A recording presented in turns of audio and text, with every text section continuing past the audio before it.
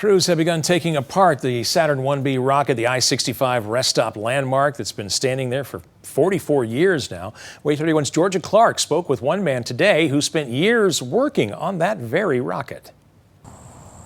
This rocket behind me is being taken apart. NASA took the engines off of it this week, and one man who helped piece it together says he wishes there was another way. Glenn Lang started working on the Saturn 1B with IBM and NASA in 1965 and can still tell you about the inner workings of the rocket and just how much dedication it took to get it in the air. Now, with crews taking it down little by little, Lang says it's like taking apart a piece of him. Well, if you took my heart out, I wouldn't live, would I? That's just the way I feel about that missile over there.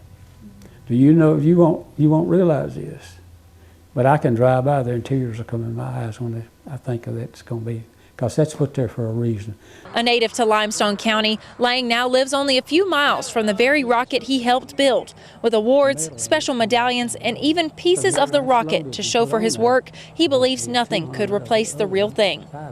I think that's the worst thing that's happened in the whole program. That's what we built it. That's what we built it to go to the moon by. It was the testing that was going on with this to get it to the moon. It's a piece of hardware that will never be did again to do what it did. Lang worked for IBM with these rockets until 1987 when he retired. So much of his life orbited around this rocket. Hey, there was some hours put into that. If they testing something and something went wrong, work order be laying on the desk the next morning. If there's a piece of pipe that had to be pulled out and put it in there, I had to do it. And it ain't you can't do it or won't do it. It's got to be done. That's your job. Get it done.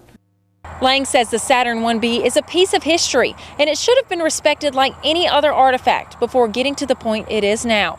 Georgia Clark reporting, WAAY 31 News.